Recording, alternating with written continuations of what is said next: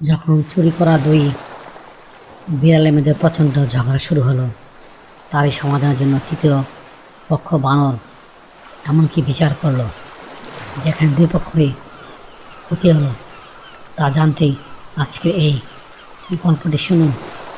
এক গ্রামে মিনি আর চিনি নামে দুইটি বিড়াল বাস করে।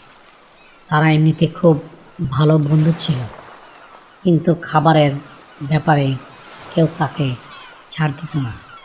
একদিন তারা এক গৃহস্থের রান্নাঘর থেকে একটি সুস্বাদু বড় পিঠে চুরি করে নিয়ে এলো। মিনি বলল, চিনি, পিঠাটা কিন্তু আমি প্রথমে দেখেছি, তাই এটার বড় অংশটা আমি পাবো। চিনি বলল, একদম না, মুখ দিয়ে টেবিল থেকে নিচে আমি ফেলেছি, তাই বড় অংশটা আমার পাওয়া উচিত। দুই বিড়ালের পিঠিটি নিয়ে একে অপরের সঙ্গে আস্তে ও কামাকামি করতে লাগলো। তাদের ঝগড়ায় পুরো বাগান তোড়পাড় হয়ে গেল। এখন দুটি বিড়ালের ঝগড়ার একটু অংশ শোনাচ্ছি।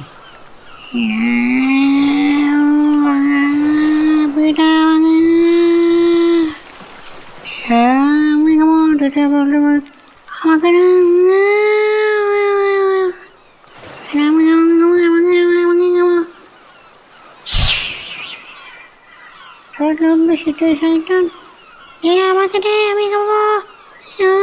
মিয়াও মিয়াও মিয়াও মিয়াও মিয়াও মিয়াও মিয়াও মিয়াও মিয়াও মিয়াও মিয়াও মিয়াও।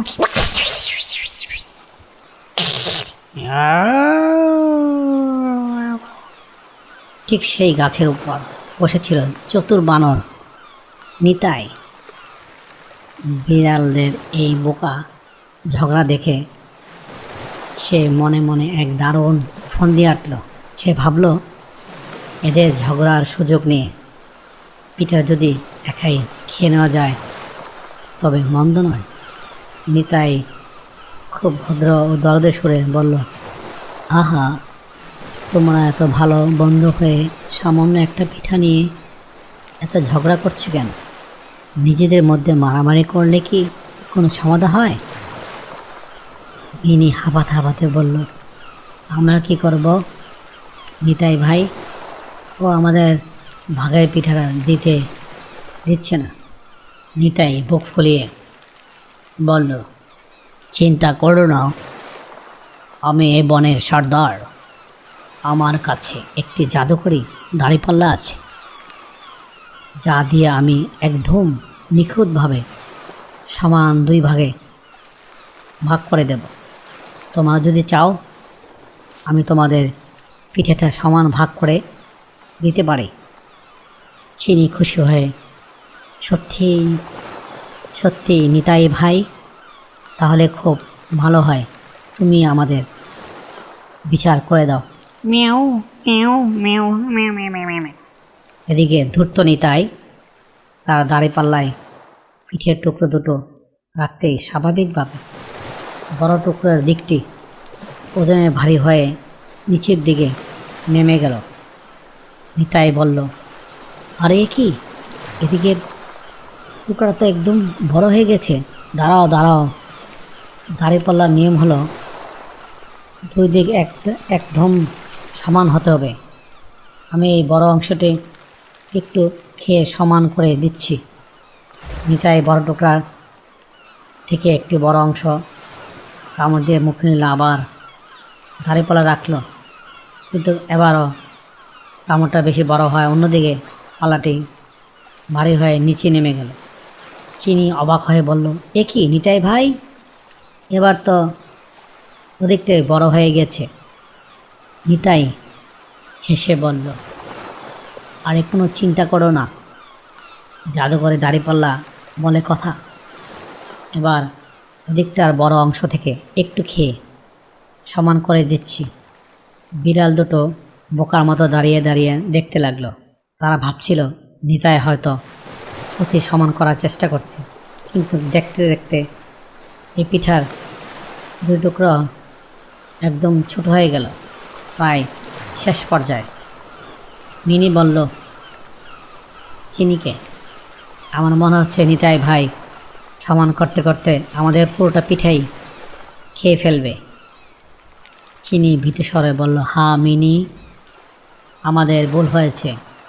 নিতাই ভাইয়ের দিকে তাকিয়ে, নিতাই ভাই থামো, সমান করতে হবে না, আমাদের যতটুকু অবশিষ্ট আছে সেটুকুই দিয়ে দাও, আমরা নিজেরা ভাগ করে নেব।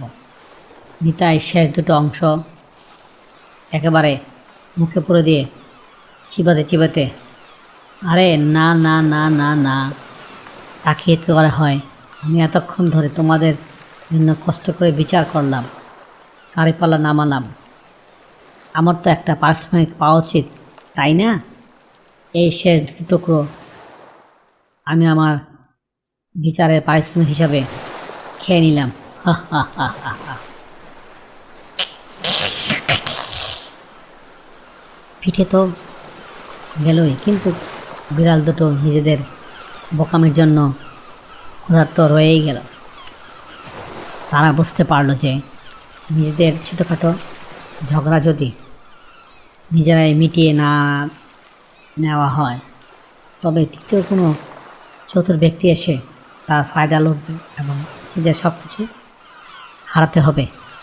এদিকে মিনি আর চিনি একে অপরকে জড়িয়ে ধরে কেঁদে উঠল।